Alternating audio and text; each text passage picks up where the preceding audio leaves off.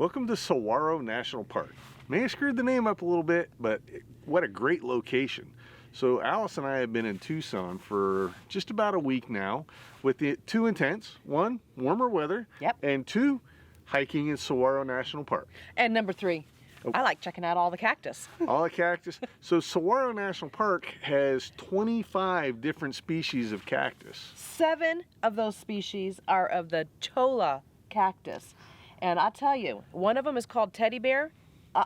Don't get messed up with that bear. Don't cuddle with that teddy bear, because let me tell you, mean. Yes. She got one on her foot, on her shoe, and I was being the nice guy, decided to try and help her out. Very gently pulled it off. Yeah, I ended up with it stuck in the back of my thumb.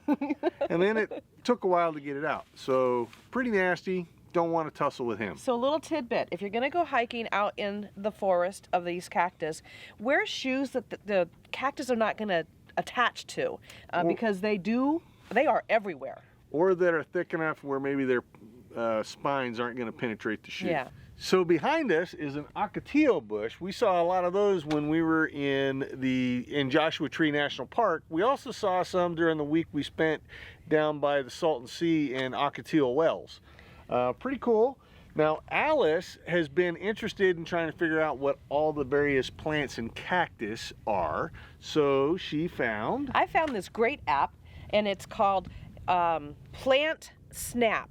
And you take a picture of what you want to know what it is, and it will tell you the species and other information that you would like to learn about it. So I think it's really cool to look at something and be able to know what the name of it is. So one of the things I really love about this lifestyle is the opportunity to get to talk to people. So we were here and somebody talked to us, and they wanted to know if we knew much about the saguaro, and we don't. So he pointed out that this one right up here that has like that knot on top of it is actually called a crested saguaro, and 1 in 1,000 saguaro cactus will actually end up being a crested saguaro. So I thought that was pretty neat, but it was a pretty cool fact and something that we learned just by talking to a complete stranger. So that's one of the cool things about this lifestyle, is we talk to so many people from so many different locations, and we never pass on an opportunity to just talk to people and make new friends.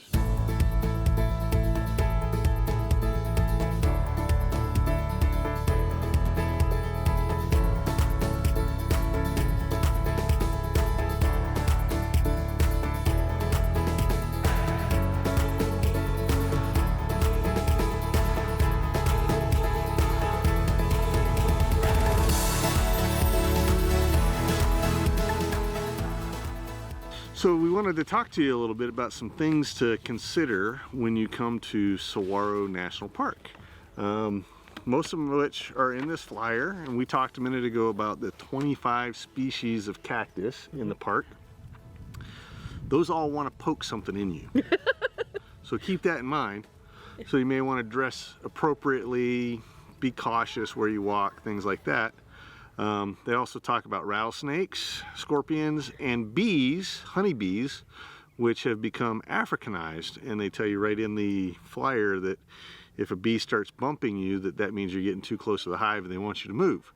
And it also says they will defend their hive aggressively, so if you see the bees, go the other way. Yeah, probably a good idea. That's easy enough. Yeah. So we're getting ready to... We are at the Mecca View picnic area, and this is where we are going to start a hike through the Mecca View Trail. We've chosen kind of like a loop. There's so many trails out here. Yeah. And so we've kind of chosen a loop that will take us about a mile and a half coming back to this location. Look at all the trails. That's a lot of trails. That's a lot of trails. There's a lot of trails. I love getting this information from the parks. That's the very first thing that we do when we go to a park, is go and get the information and then study that information, and that's how we plan our trip. It's how we plan which trail we're going to hike, and of course, depending on how long we're going to spend in a park, is how many different hikes we may or may not take. We're not going to be in this park very long, so we'll probably only do a couple hikes. So a little information about this park is that I don't know how many acres this park covers, but there's only one 8-mile loop road in this whole entire park. Right. So you can't miss anything. And here's another really big piece of information that I didn't know when we came here. You may know it, but Saguaro National Park is actually split into two. Yes. There's an east and a west. We are currently in the east parking lot, or I mean national park. And then probably tomorrow we'll go to the west one, which is about 30 miles north or west from where we're at now. So keep that in mind when you're planning a trip here. One is on I-10 Yep. west of Tucson, and one is on I-10 east of Tucson. And they're about 30 miles in between the two. So when you're planning your trip, make sure to check that out. So then you get to go to town in between the two and have lunch. Yeah.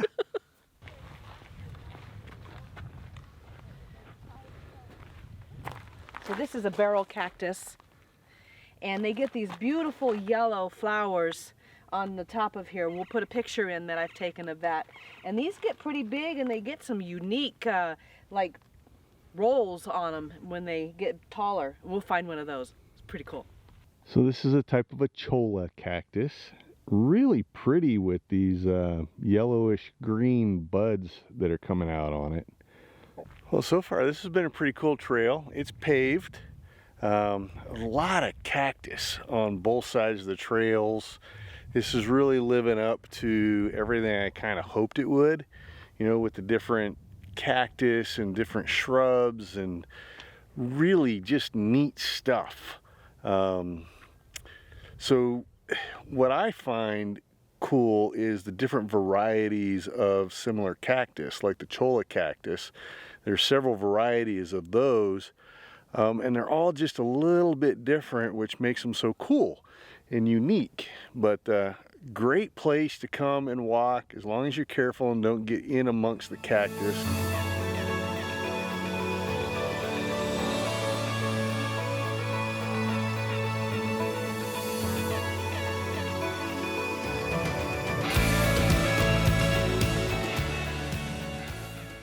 All right, so we just finished our about 2-mile hike of the Saguaro Desert. Saw a lot of really cool cactus. You got to remember to look down towards the ground because a lot of neat stuff is down low and small. I kept looking for bunny rabbits, but I didn't see any. Never saw a bunny rabbit and only saw like one bird. I know. It's kind of weird on that front, but you know, maybe they come out more in the morning and the evenings. But we're both hungry now. It's almost lunchtime. Yep. So we're gonna go down the road a little bit and have some lunch at the, I think it was the Saguaro Cafe Diner or Saguaro Cafe or something. I'll let you know later. Sounds good to me. Let's go. Let's go eat. I chose to go with the Utopia Hog Cider. It was recommended by the waitress. Really good, by the way. And nachos with chorizo. Wow. Really good.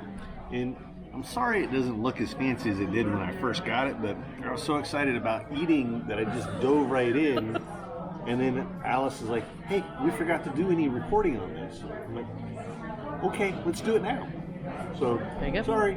She, of course, got the pulled pork mac and cheese, which looks really good. Doesn't that yet feel yummy? So excited.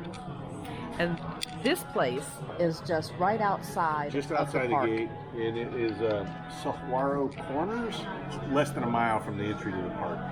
Welcome to the Saguaro National Park west side. Yesterday we were east side and we took a hike and saw some really cool cactus. Today we went west side and we thought we'd point out some really cool differences between those two parks. Even though it's the same park, they're separated. Yep. I think the biggest one right off the bat is paved road versus dirt road. The east park has a paved loop road and the west park has a dirt loop road. The other biggest one, I would say overall, is The amount of cactus. yeah. I mean, Wow, there's a lot of cactus here. there's just so many more saguaro cactuses here in this park than there are in the other one. Now there's plenty at the other park. Plenty. Don't get us wrong, but it's probably 4 times the amount of cactus at this one. Yeah. And there's plenty of opportunities to hike in both parks. There's more loops in the other park where this is Yes. more the out and back. Correct, for hiking, out Yeah. and backs. Now, there's so many different cactus variety here, it's unbelievable. I'm really liking the whole real desert thing, you know, and all the cactus, as long as they don't bite you. It's when you get bit that, you know, maybe I don't like it so much. You know, those jumping cactuses. Right? So just make sure that when you're coming to this area, that if you don't have time to go to both locations, I recommend the west. right? Because they're probably 45 minutes apart. Yeah. Yeah. You know, so I would say the west because there's just so many more of the Saguaro cactus. Yeah. But you other- know, pick what's best for you. Right. The other nice thing is that there's a large area before coming into the park where we were able to stop and use our drone. Right. That way it's legal because you can't use it in the national parks. But it was so beautiful coming into here that we had to stop and do Right. that. And there's a desert museum just before you get to the park. There is a state park, Tucson State Park. Old Tucson, were some old buildings from old Tucson. Unfortunately, it's closed right now, so we weren't able to go there, but you could see the buildings from the road coming in. So it looked kind of like the old downtown Western movie, you know, Great place vibe. to take your family when Which, it's open. right, so when it's open, it'd be a great place to go. But there's still a lot to see, even with Yes. the closures that are in place. And it's all about wanting to get out and enjoy the parks or just enjoy the country in general. Right.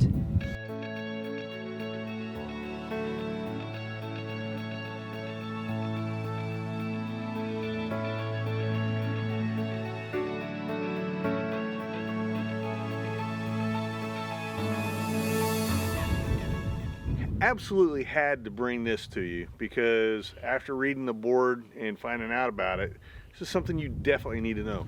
So buildings like this one behind me were built in the 1930s by young men who were part of the U.S. Civilian Conservation Corps. They were paid by the U.S. government $30 a month to come to locations like this and help build these structures. But they had to agree to send $25 of their $30 a month back home to help support their families. Because keep in mind, 1930s was during the Great Depression, so this was a way that the U.S. government helped families in need. Plus, can you think of a better way to train young men a skill or a trade and help families of America at the same time? I just thought that was phenomenal when I read that and had to share it with you.